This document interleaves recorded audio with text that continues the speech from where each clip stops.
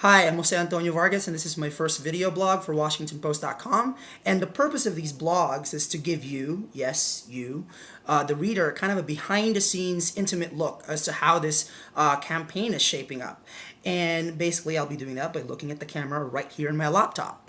I write about the marriage of the internet and politics, like the YouTube, Facebook, Wikipedia world of politics. And since covering this beat in February, what's been abundantly clear is the continued popularity of Representative Ron Paul on the internet. When I first wrote about him in July, one of the most searched terms on Technorati was Ron Paul, right next to iPhone and Britney Spears. And to this day, actually, he has more MySpace supporters and Facebook supporters than Mitt Romney, Rudy Giuliani, and Senator John McCain. His YouTube videos are viewed more than Senator Barack Obama's. And last week, he shocked the presidential field by raising about $5.1 million. About 70% of that, by the way, came from the internet. And that's all because of the Paulites, kind of his intensely loyal, almost fanatical group of followers on the web. And they're organizing offline. I'm actually sitting here right now in the kitchen in Stratford, New Hampshire, which is about 45 minutes northeast of Manchester. And we just watched the latest GOP presidential debate. And the question that I've always had is, who are the Paulites and what do they see in Ron Paul? I'm Jane Akin, and I'm retired. And I see someone who speaks with integrity, honesty, and knowledge. He's very knowledgeable on all the subjects, and he follows the Constitution. And that's a very good place to start, because you can't trip up if you have this as your guideline.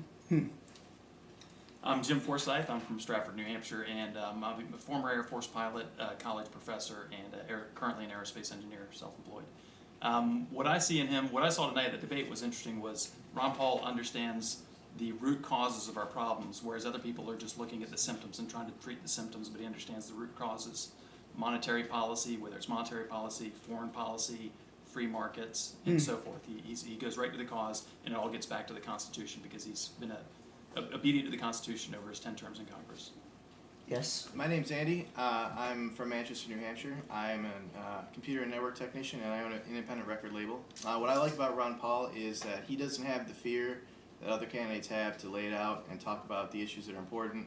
He truly understands them. He uses the Constitution as a guideline, and he respects people and communities to make decisions for themselves, not government. And one last thing, what did we think of the debate? Did you think Ron Paul got enough time on the debate floor tonight? Well, I think we never think he got enough time. We noticed that others were allowed to go beyond the time limit when there was one, and he was cut off. And he also wasn't asked questions that are his forte.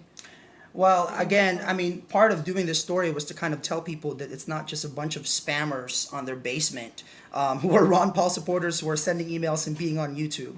And for you guys out there, if you're a Ron Paul supporter, my question is, why are you supporting Ron Paul?